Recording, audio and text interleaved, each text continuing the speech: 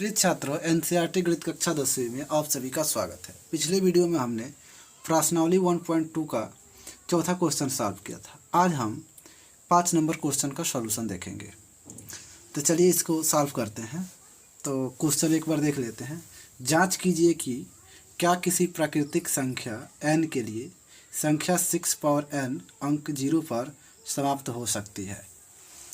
देखिए, इसमें हमको ये दिखाना है कि ये जो 6 के पावर n जो संख्या दी हुई है ये 0 पे समाप्त हो सकती है या नहीं हो सकती है। तो देखिए, यहाँ पे आपको दिख रहा होगा कि 6 पावर n का अभाज्य गुणनखंड लिखा गया है 2 गुणे 3 पावर n, यानी 2 क्रॉस 3 पावर n। लेकिन चूँकि हम जानते हैं कि कोई भी संख्या 0 तब होती है जब उसका अभाज्य गुणनखंड 2 क्रॉस 5 के रूप का हो। लेकिन इसमें देखने से पता चल रहा है कि इसमें 2 क्रॉस 3 है और 2 क्रॉस 5 जब तक नहीं रहेगा तब तक लास्ट में 0 प्राप्त नहीं हो सकता है। अतः इसको कह सकते हैं कि ये 6 पावर n जो संख्या है शून्य पर समाप्त नहीं होगी। तो इसको हम भाषा में लिख लेंगे, जबकि कोई प्राकृतिक संख्या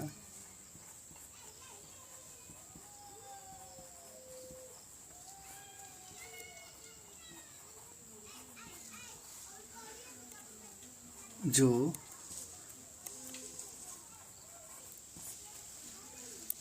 शून्य पर समाप्त होती है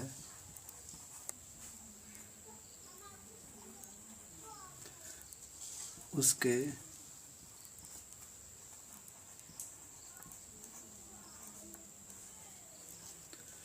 अभाज्य गुणनखंड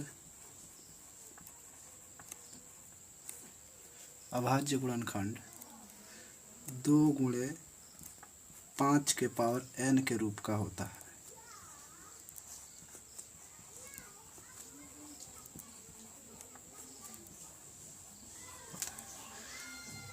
जैसा कि आपको बताया गया वही लैंग्वेज इसमें लिख दिया गया कि जबकि कोई प्राकृतिक संख्या जो शून्य पर समाप्त होती है उसके अभाज्य गुणनखंड 2 गुणे 5 के पावर n के रूप का होता है। लेकिन यहाँ पे जो है कि 2 गुणे 5 के रूप का नहीं है, इसलिए हम इसको कहेंगे अतः 6 पावर n शून्य पर समाप्त नहीं होगी। इसी को लिख लेते हैं यहाँ पर, अतः 6 पावर n शून्य पर समाप्त नहीं होगी, पर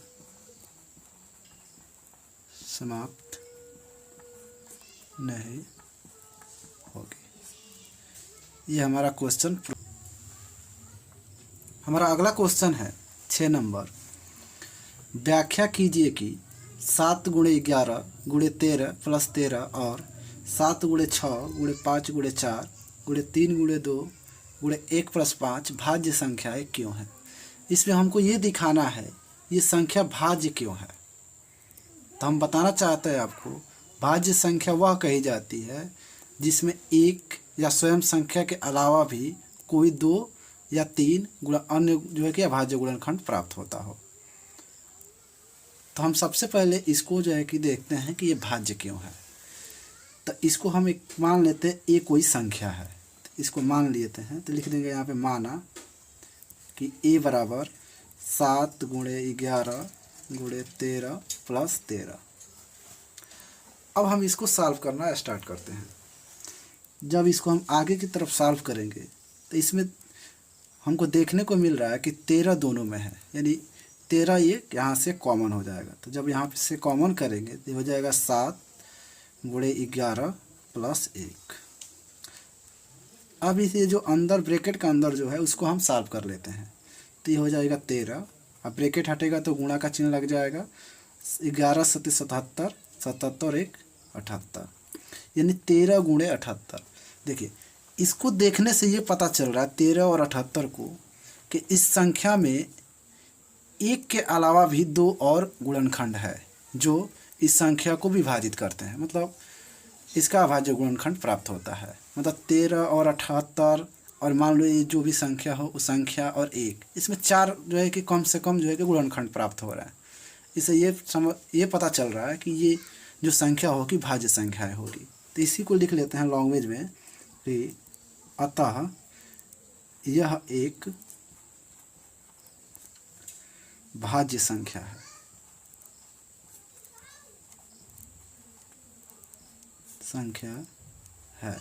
क्योंकि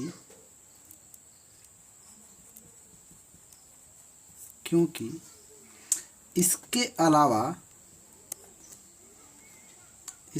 लिख देते हैं, इसके अभाज्य गुणनखंड एक को छोड़कर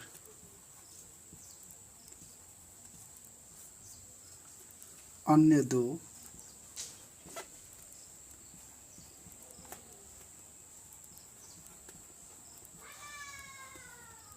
गुणनखंड है। इस प्रकार हमारा ये जो पहला जो क्वेश्चन है वो प्रूव होता है। अब हम चलते हैं इसी में का दूसरा क्वेश्चन जो है, इसको मान लेते हैं हम बी। जैसे पहले क्वेश्चन को हम ए मान लेते हैं, वैसे ही इसको हम बी मान लेते हैं। तो बी इक्वल टू हो जाएगा 7 × 6 × 5 × 4 × 3 × 2 × 1 + 5। ये हमारा हो गया दूसरा। इसको बिल्कुल हम इसी तरह से सॉल्व करेंगे। तो इसमें भी देखिए हमको देखने को मिल रहा है कि 5 और ये 5 दोनों कॉमन है। तो इसमें से हम कॉमन करेंगे। थोड़ा सा इसको आगे बढ़ा लेते हैं। तो यहाँ से 5 जब कॉमन करेंगे तो ये हो जाएगा 7 × 6 × 4 × 3 × 2 × 1 अब +1, चूँकि यहाँ से 5 कॉमन हो गया है। अब जब हम इसको सॉल्व करेंगे 7 × 6 × 4 × इसको, तो यहाँ से हमको 1008 प्राप्त होगा। आप कैलकुलेट करके देख लीजिए, +1।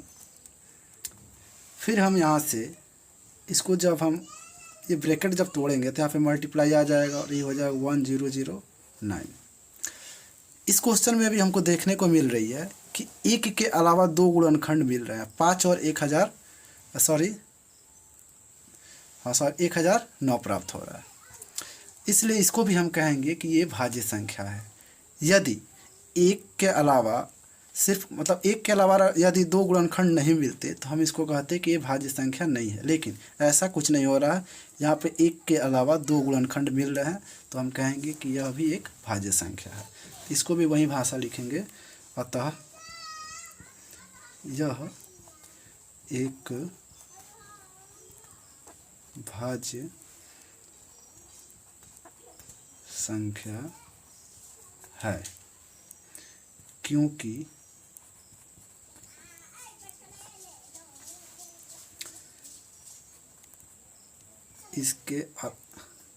इसके भी अभाज्य गुणनखंड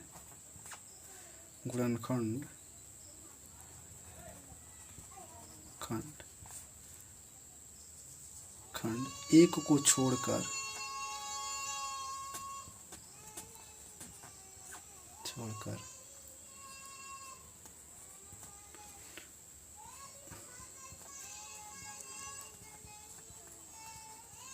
अन्य दो गुणनखंड है।